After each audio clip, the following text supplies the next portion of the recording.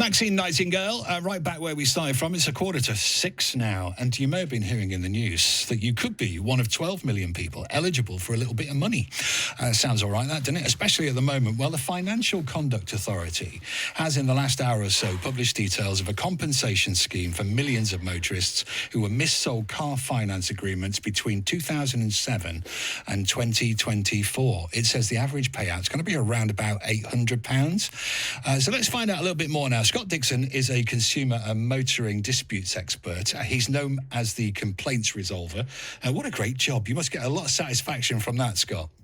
I do, Mike, and I've won over £540,000 in refunds on complaints that I'm aware of. So, yeah, it's rewarding, very much so. So what's going to be the impact?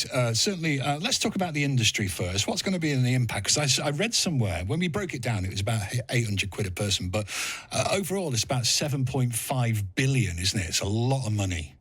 Yeah, that's based on what they estimate to be a 75% uptake on the scheme. Mm-hmm. So they estimate that there's going to be about 12 million agreements eligible, and the average agreement payout is estimated to be £830. And this goes from finance agreements from the 6th of April 2007 till the 1st of November 2024, where commission was payable by lenders to brokers. This is the time frame that we're looking at.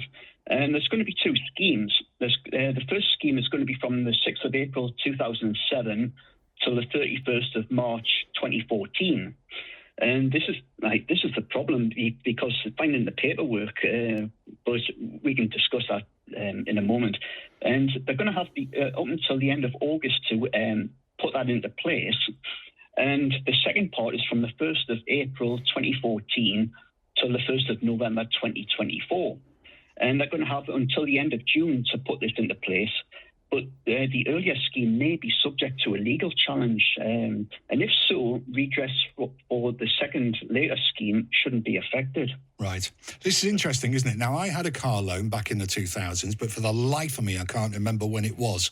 So, and I've no idea. I've moved house 3 times since then, so I haven't got a clue where the paperwork is. So what can I do about finding out?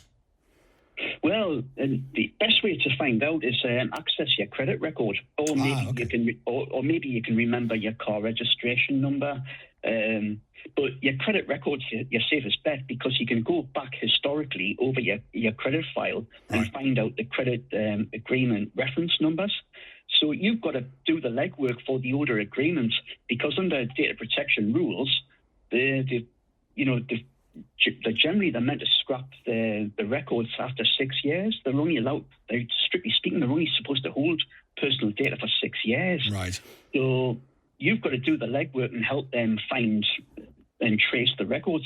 And this is the reason why this may be subject to a legal challenge, because lenders are taking the view that this is unfair on them, that this goes back to April 2007, when it's likely that they don't have the paperwork or the records.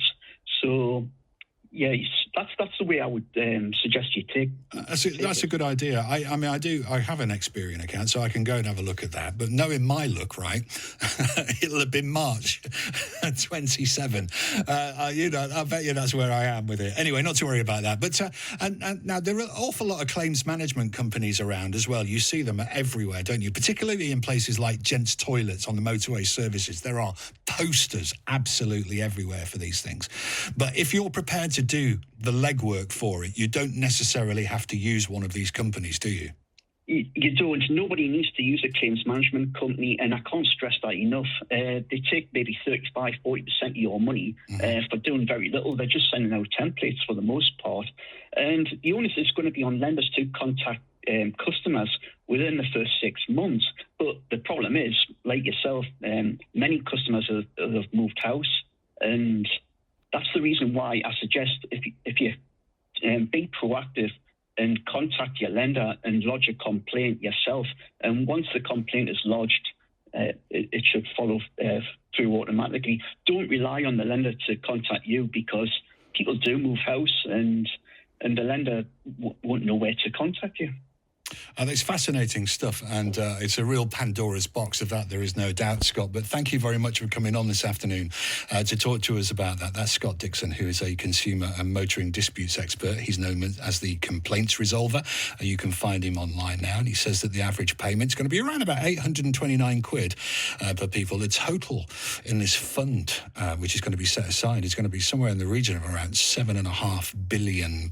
So if you've had a car loan from somewhere between 2007 and 2024. Do a bit of legwork, find the paperwork, and then lodge the complaint yourself. Thank you very much, Scott.